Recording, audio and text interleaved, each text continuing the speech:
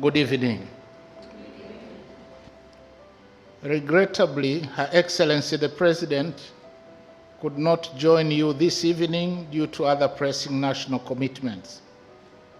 However, she extends cordial greetings to all members of the CEO Roundtable.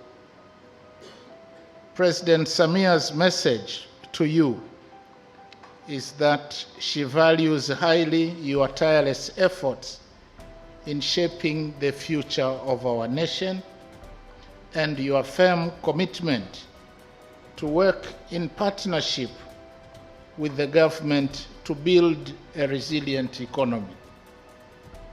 In addition, Her Excellency also acknowledges your invaluable contribution in other initiatives, including the joint program with the International Union for Conservation of Nature on sustainable finance to safeguard the environment, Smart Hands Tanzania for promoting hygiene, customized CEO apprenticeship program, and a tailor-made Think Equal Lead Smart Women Empowerment and Leadership program.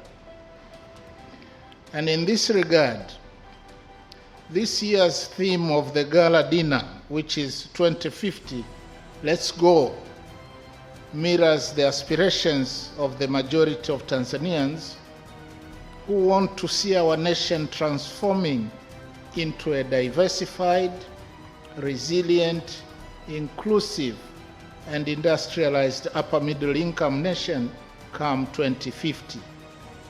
This will require strengthening public-private partnerships to harness the country's growth potentials.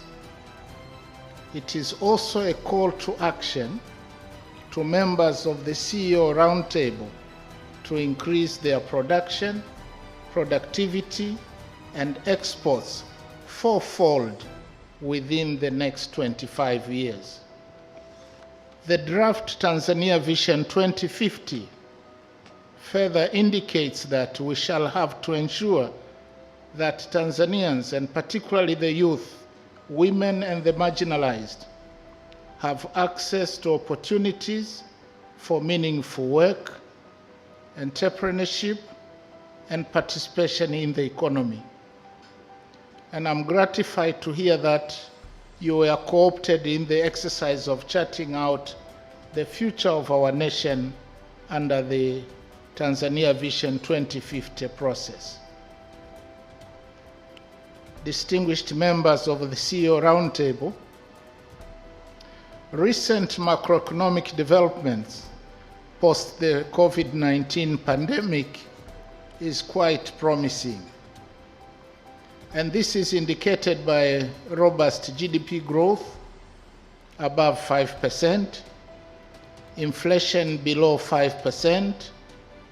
We have a stable banking sector. We have done major investments in power, particularly the Julius Nyerere hydropower project. We have invested in the railway, and specifically the standard gauge railway, now already running from Dar es Salaam to Dodoma. We have done major investments in roads, ports, as well as social service infrastructure, but also we have received upgraded credit ratings by Moody's and Fitch, and complemented by the World Bank assessment of the effectiveness and efficiency in delivery of utility services and in tax collection. Distinguished business leaders, allow me to suggest a few issues to the CEO Roundtable as food for thought. First, the analysis of public views canvassed in preparation of the draft Tanzania Vision 2050 indicated that the youth, who are the majority of our population, almost over 70%, they called for smart exploitation and strategic use of the country's rich natural resources but also harnessing modern technologies such as artificial intelligence and data analytics for enhanced market efficiency, application of fintech and smart agriculture, as well as increased investments in integrated transportation systems, adoption and application of science, technology, and innovation, as well as research and development, and these should be the core of Tanzania's strategy to leapfrog to upper middle income country status.